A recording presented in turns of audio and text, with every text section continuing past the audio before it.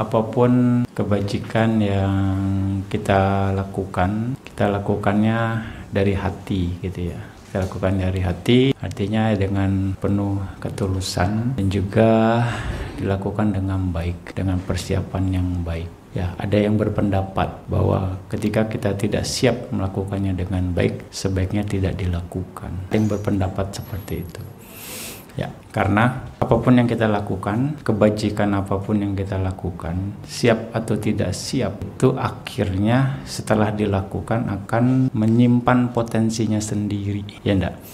Kalau kita siap melakukannya dengan baik, maka potensinya akan jadi baik, pasti. Jadi potensi baik itu yang akan tersimpan. Kalau kita tidak siap, terus kita tetap melakukan, pasti hasilnya juga tidak maksimal, dan itu pun potensi yang akan tersimpan ketika sudah dilakukan. Makanya ada yang berpendapat, ya masalah setuju atau tidak setuju, ya itu hanya pendapat saja kira-kira. Makanya Buddha mengatakan sekali lagi, ketika berbuat baik harus dilakukan dengan pikiran yang bahagia. Sebelum berbuat baik juga harus bahagia, artinya pada waktu mempersiapkannya. Pada saat berbuat baik juga harus bahagia, dan setelah berbuat baik pun harus bahagia. Itu yang harus kita latih, karena itu akan menjadikan potensi kita.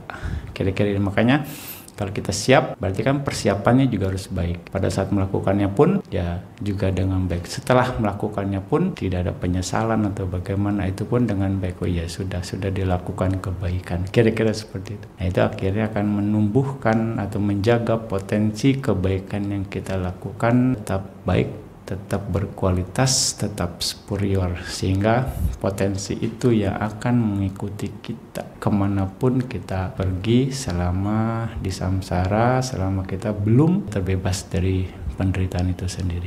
Ya makanya perhatikan ini dengan baik sekali lagi.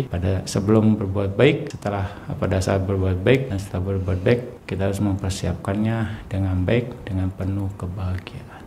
Ya, sadu, sadu, sadu.